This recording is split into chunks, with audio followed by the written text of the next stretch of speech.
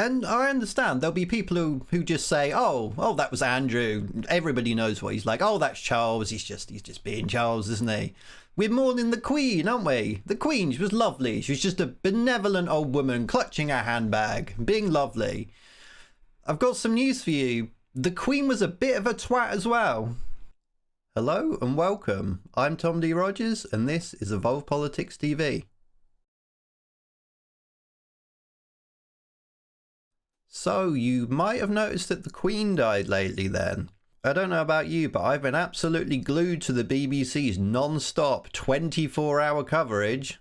I mean, it's not like there's anything else important going on. As BBC News presenter Clive Myrie correctly said on Thursday, the energy bills crisis is clearly insignificant in comparison. Damien Grammaticus is standing by at Buckingham Palace.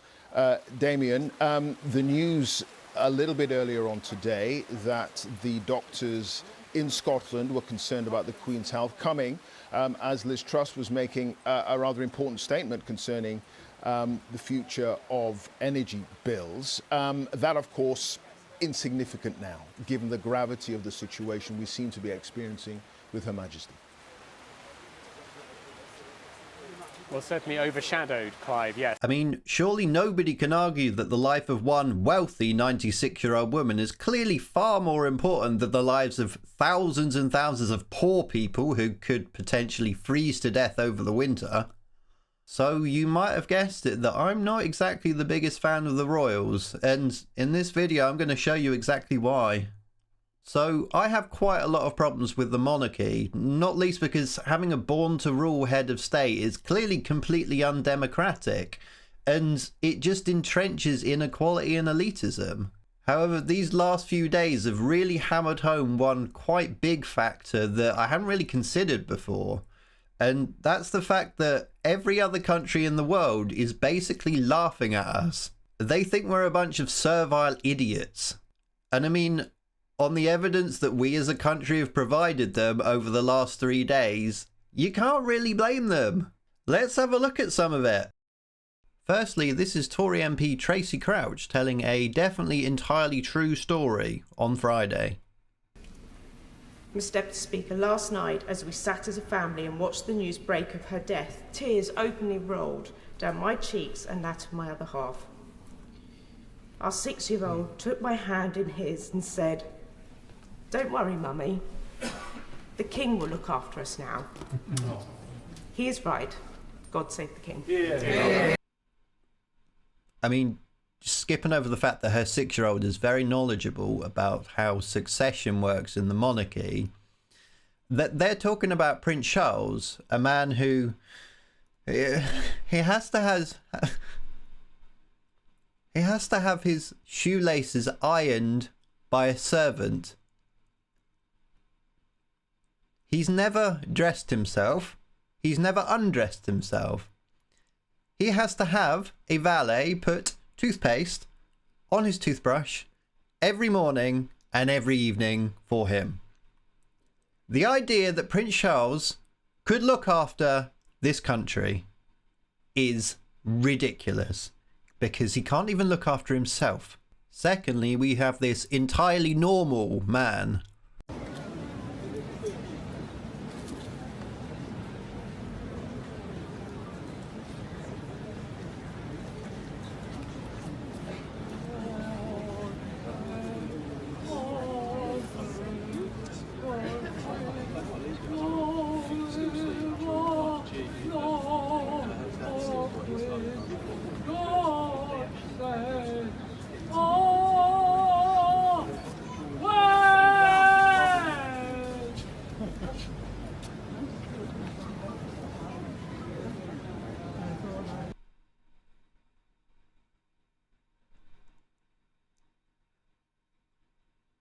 I'm not even going to say anything.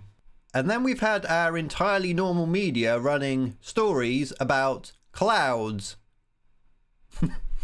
Clouds that apparently are shaped like the Queen's head. And then we come to the touching tributes that people have made to the Queen, including this one from Johnny Rotten. And how fitting is this tribute from Raytheon And how fitting is this tribute from arms dealer Raytheon Technologies, a company whose entire aim is to kill people as efficiently as possible. And then there was the Ann Summers website and Poundland. And then for some reason a cycle rack was closed as a mark of respect for the Queen. And then there was the likes of Dan Wootton and Nigel Farage, who just happened to have people filming them whilst they paid their quiet respects to the Queen. So it's pretty clear that a lot of the country is absolutely besotted by not just the Queen, but the entire royal family as a whole. But when you actually look at the facts behind who these people really are, you quickly learn that they're not actually very nice people.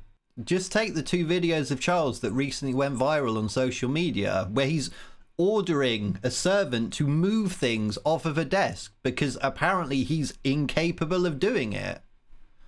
And then there was the video of Andrew, who, well, he's got quite a reputation anyway. But here he was, appearing to grope his own daughter. And I understand there'll be people who just say, oh, that was Andrew. Everybody knows what he's like. Oh, that's Charles. He's just being Charles, isn't he? We're mourning the Queen, aren't we? The Queen, she was lovely. She was just a benevolent old woman clutching a handbag, being lovely.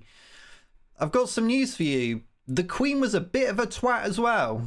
For example, there was that time where she tried to use the state poverty fund to heat all of her palaces, like she didn't have enough money to do that anyway. There was the time she banned ethnic minorities from working for her. And there was that time she got exposed investing millions of pounds in offshore tax havens. Oh, and there's the small fact that she doesn't have to pay income tax, she doesn't have to pay corporation tax, and she doesn't have to pay inheritance tax either. And this is not to mention the fact that under her reign, the British Empire used absolutely horrific tactics to try and stop countries from becoming independent. In Kenya, for example, the British Army sent 1.5 million Kenyans into literal death camps, where they were systematically tortured, raped and killed. All because the monarchy just didn't want their country to become independent from our empire. And right across the empire, the British Army were committing similar atrocities in countries such as South Africa, Nigeria, Yemen, Oman, Burma, Malaysia, the Chagos Islands, and that's not even to mention Ireland. It's sad to say, but it's little wonder that some of these countries are actively celebrating her death. And this isn't by any means a definitive list of everything that's wrong with the monarchy or everything that they've done wrong. There are countless more examples. But the fact is that the monarchy retains so much support in this country still, when there are clearly so many things wrong with it. So why is that?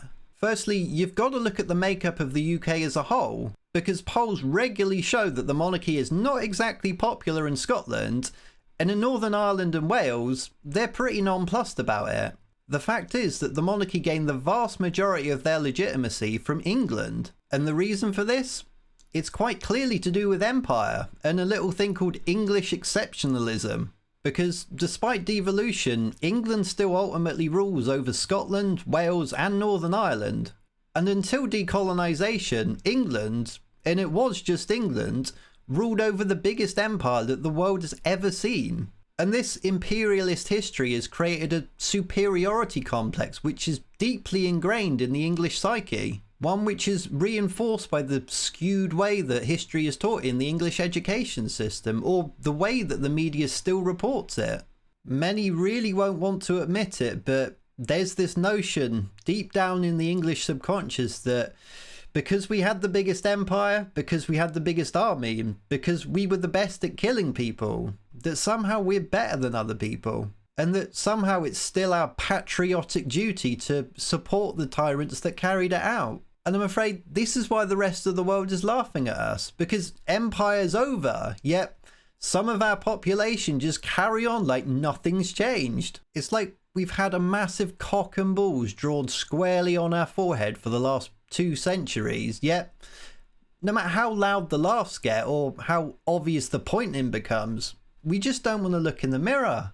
Now, I really don't like the word patriotism, but to me, patriotism isn't about ignoring the problems that face your country. And the fact is, the monarchy has become a big problem. The monarchy serves absolutely no purpose anymore. It's just a relic of empire, a relic of what we used to be. And I'm afraid that all the monarchy's really doing now is providing a massive obstacle to building a country that we can all be proud of. One that's truly democratic and truly modern. Because the more that people cling on to the past, the more that they fail to see the present clearly, and the worse that their future becomes.